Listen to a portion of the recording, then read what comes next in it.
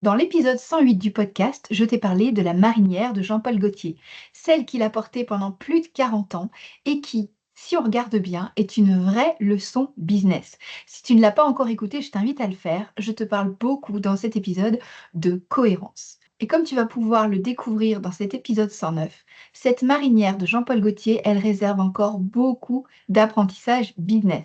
Cette fois-ci, on ne parle pas de cohérence, mais on va parler de la construction de ton écosystème.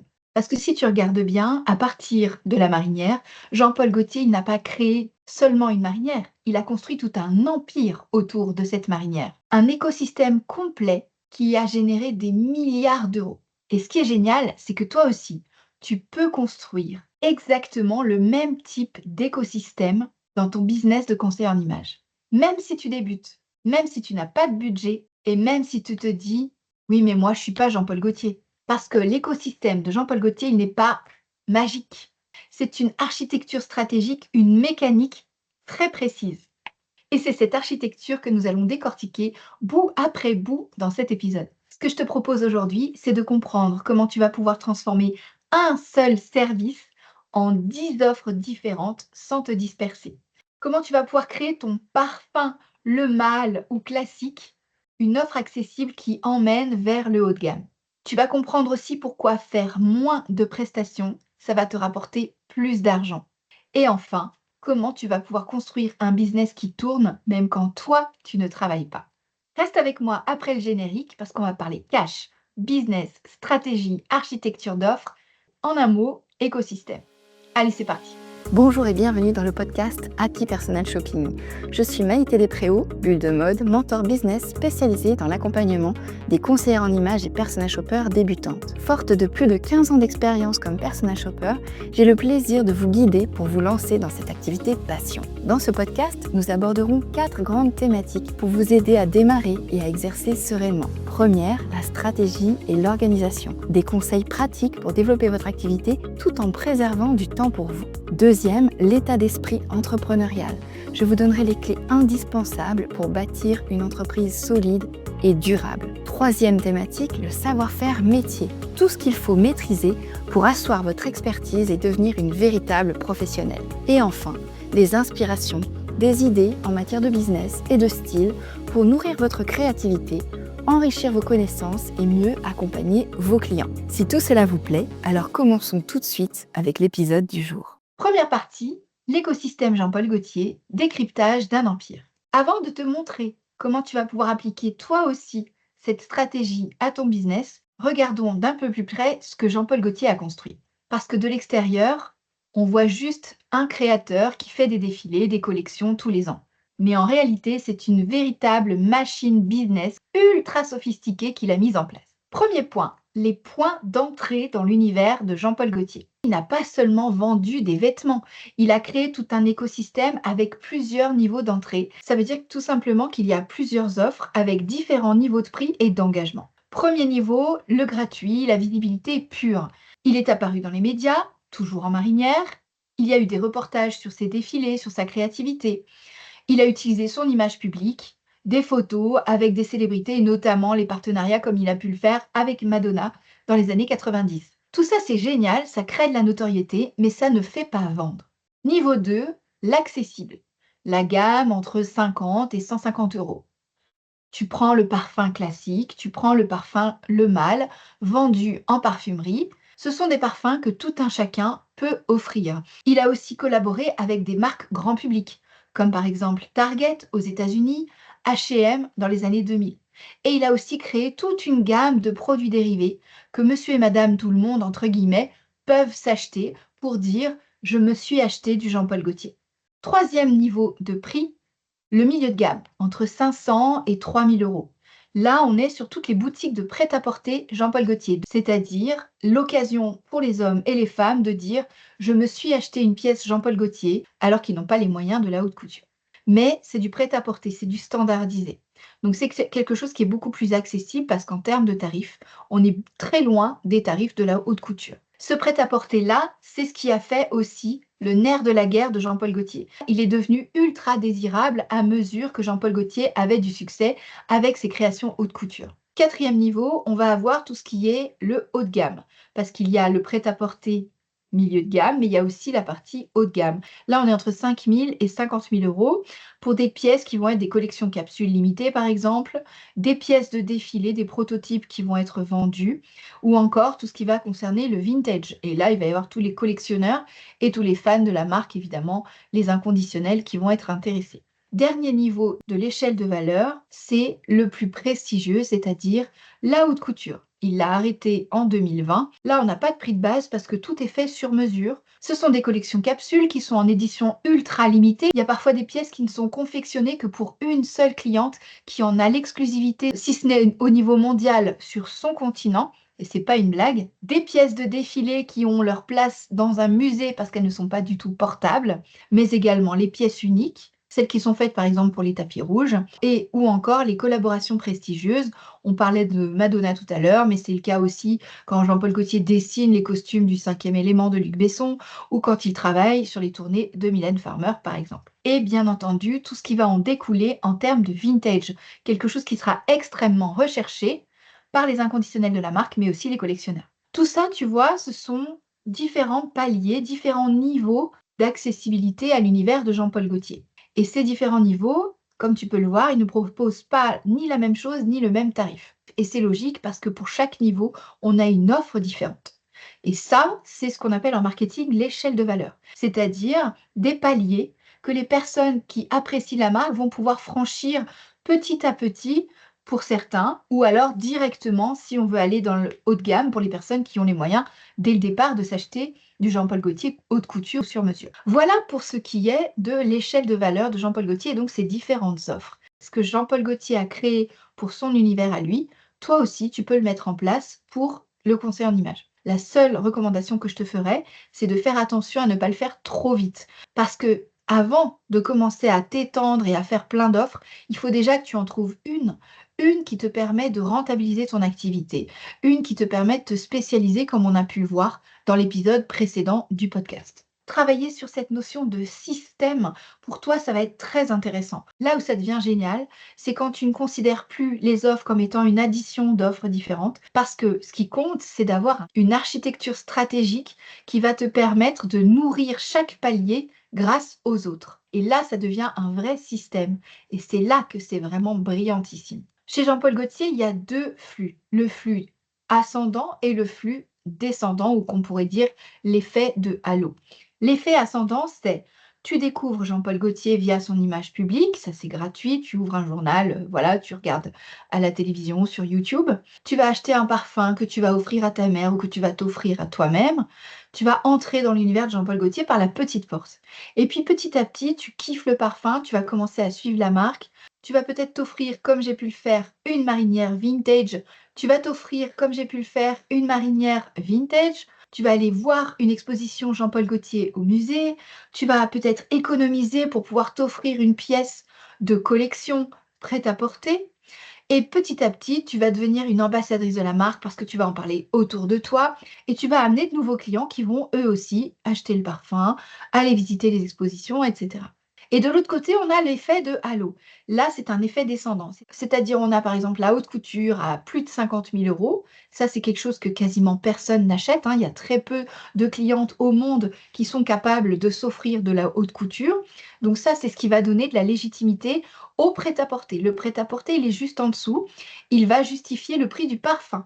C'est du Gaultier quand même. Et ensuite, tu vas avoir le prestige des défilés avec tous les invités, avec les créations incroyables, les collaborations aussi qui vont permettre au grand public de découvrir la marque, comme par exemple dans le 5e élément, sans dévaloriser la marque, parce que c'est souvent le problème des maisons de luxe, c'est d'avoir ce côté trop accessible. Ça va dénaturer le prestige de la marque, donc ça, pas du tout chez Jean-Paul Gaultier. Et enfin, toutes les célébrités qui vont porter du Jean-Paul Gaultier sur les red carpets, qui vont faire vendre les parfums en parfumerie.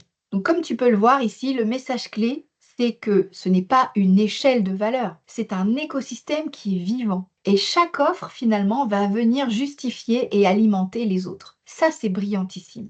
Est-ce que tu me crois si je te dis que Jean-Paul Gaultier, ce n'est pas la mode, qui le fait vivre. Et là, j'aimerais te parler d'un petit peu plus de chiffres. C'est vraiment un empire qu'il a construit. Parce que quand on parle du parfum Le Mâle, c'est que toutes les 3 secondes, il y a un flacon qui est vendu dans le monde. On parle de plus de 5 milliards d'euros de ventes depuis 1995.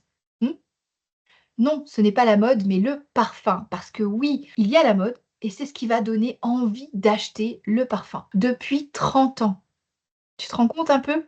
La marinière, de la même façon, c'est un objet qui ne coûte rien à produire et qui va lui aussi être générateur de milliards d'euros, même si les gens ne l'achètent pas. Comme tu peux le voir, et c'est peut-être un peu violent et je m'en excuse, mais la marinière de Jean-Paul Gaultier, c'est une sacrée, pour rester poli, leçon de business. Parce qu'avec un flacon à 60 euros, tu gagnes plus d'argent qu'avec des robes de haute couture à 50 000 euros. Et c'est pas seulement plus, c'est infiniment plus.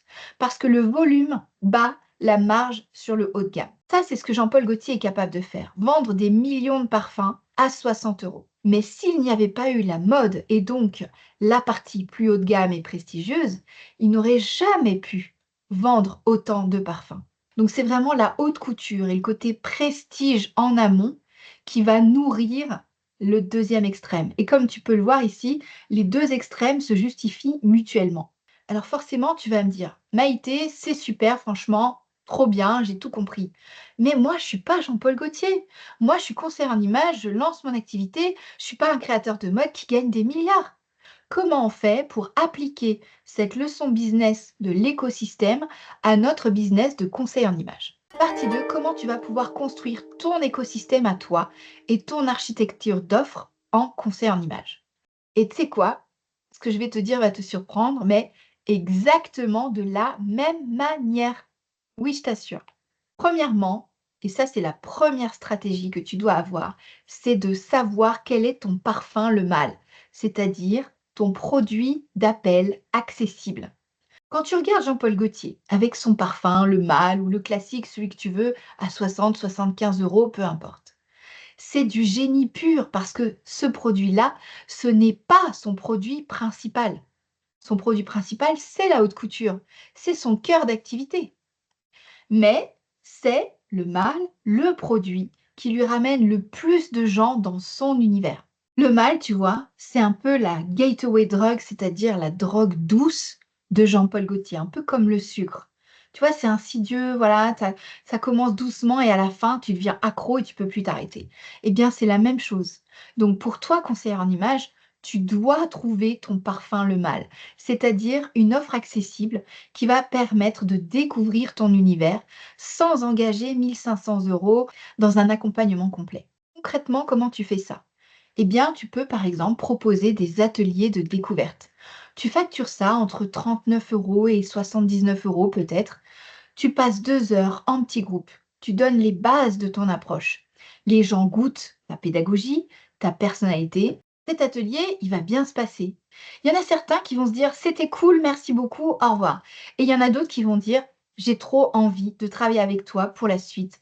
Comment est-ce que je peux travailler avec toi? C'est là où tu vois que ton parfum accessible à toi, ça peut être un petit atelier qui va pouvoir faire grimper les personnes vers la marche suivante de ton échelle de valeur. Option numéro 2, tu peux aussi proposer un mini audit style que tu vas facturer, je sais pas, entre 50, 100 euros. Par exemple, une demi-heure en visio. C'est ta passion, tu vas aller très vite. Donc en 2 temps, 3 mouvements, tu vas analyser le style de la personne, lui donner 1, 2 axes d'amélioration. Assez de valeur finalement pour convaincre la personne que tu es la bonne personne pour répondre à sa problématique, mais pas assez cependant pour qu'elle puisse mettre en pratique parce qu'elle va avoir besoin de ton accompagnement pour pouvoir y arriver. Et quelque part, tu vois, c'est un peu cette logique d'échantillon. C'est je teste le parfum avec le vrai parfum, mais dans un format réduit pour pouvoir voir si ça me plaît. Et si ça me plaît, alors hop, à ce moment-là, j'achète le parfum. Et donc pour toi, l'important, ça va être de réfléchir à cette logique-là, de trouver comment tu peux montrer la valeur, la qualité de ton travail et de ton accompagnement pour une somme relativement accessible qui va finalement donner envie à la personne.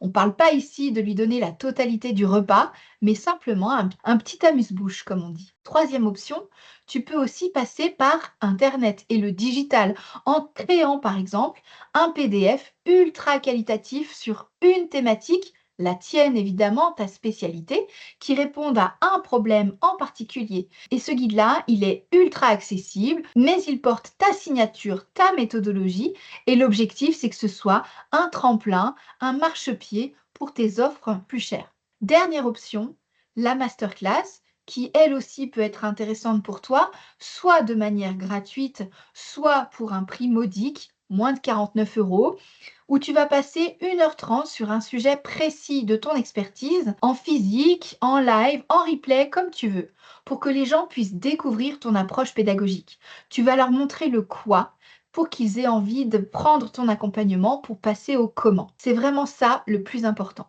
Le seul piège à éviter ici, c'est d'en donner trop. Et je m'entends quand je dis ça, je ne suis pas en train de dire qu'il faut que tu te retiennes. Pas du tout.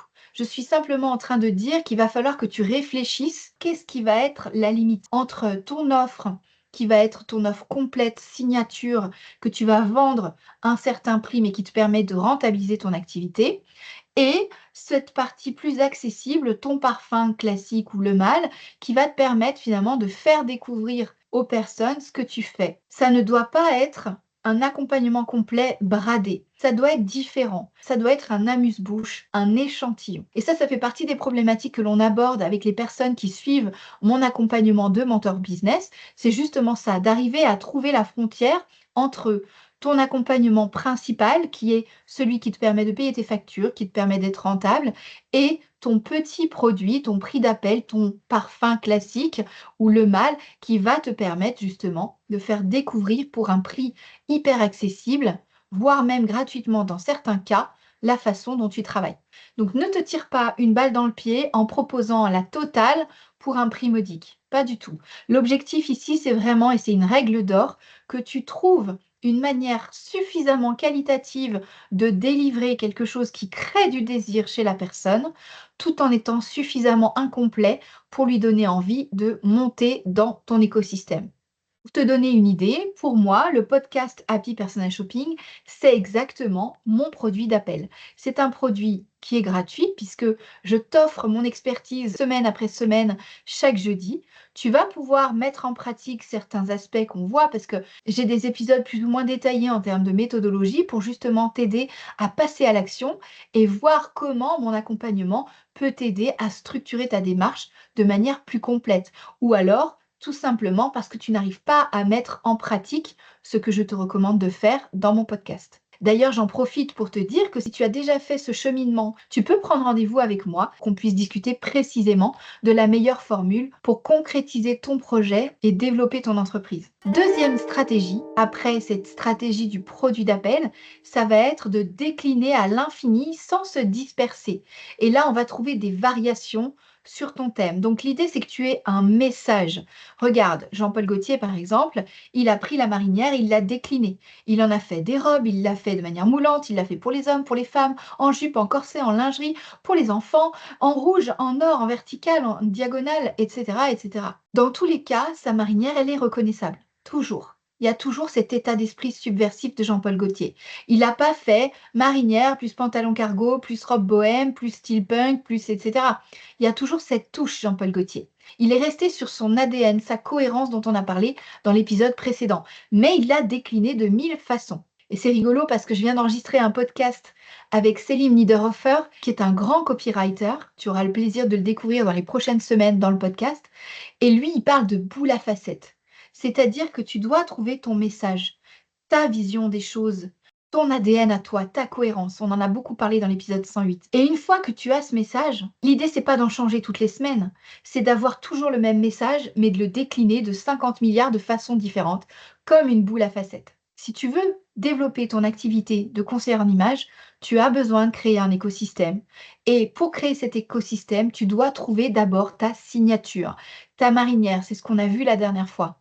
Et une fois que tu l'as trouvée, cette marinière, et je suis là pour t'aider à la trouver, eh bien, tu pourras la décliner dans tous les formats du monde sans jamais te disperser. Et c'est ça qui va faire que tu vas pouvoir libérer en fait ta personnalité, être toi-même pleinement à chaque instant. Tu vas donc pouvoir exprimer toutes les facettes de ta personnalité sans jamais changer de message. Et c'est ça qui est le plus important parce que tu vas pouvoir décliner ce message, que ce soit des ateliers en présentiel, à distance, que ce soit un accompagnement à plusieurs ou une seule personne, quel que soit le format que tu vas choisir, que ce soit une vidéo YouTube ou un podcast ou encore un article de blog, ce qui compte, c'est que tu puisses décliner toujours la même approche, la même vision, ton ADN, ta cohérence. Encore une fois, si tu as du mal à identifier ce qui fait vraiment ta singularité, alors prends rendez-vous avec moi. C'est tout l'objet de mon programme signature Odyssée Première Cliente. Je t'accompagne pas à pas pour que tu puisses faire ton introspection, comprendre ce qui est vraiment fort chez toi, que tu peux utiliser ensuite pour décliner à l'infini, que ce soit dans tes offres, déjà, ce qui fait que tes offres vont devenir irrésistibles parce qu'il n'y aura que toi qui pourras proposer ce cocktail détonnant. Et en parallèle, tout ce qui va être ton expression personnelle, ton personal branding, on appelle ça, donc la manière dont tu vas pouvoir te vendre, que ce soit sur les réseaux sociaux ou en prospection physique. Le programme Odyssée Première Cliente, c'est un programme complet sur 3 mois. Si tu veux en savoir plus, alors prends rendez-vous avec moi. Ces 2 premières stratégies pour créer ton écosystème, comme Jean-Paul Gaultier a pu le faire autour de la marinière, ce n'est qu'un début. C'est seulement la partie émergée de l'iceberg de stratégie business qui se cache encore derrière la marinière de Jean-Paul Gaultier. Mais avant de vous enregistrer un 3e épisode à ce sujet, je me suis dit que c'était bien d'écouter un podcast, mais c'était encore mieux de passer à l'action. J'ai quelque chose pour vous. Et franchement, ça me fait super plaisir de pouvoir vous l'offrir. Parce qu'écouter un podcast, c'est bien, mais l'appliquer concrètement à votre business, c'est ça qui va tout changer. J'ai donc créé un workbook gratuit, enfin, gratuit pour l'instant. Je vous explique.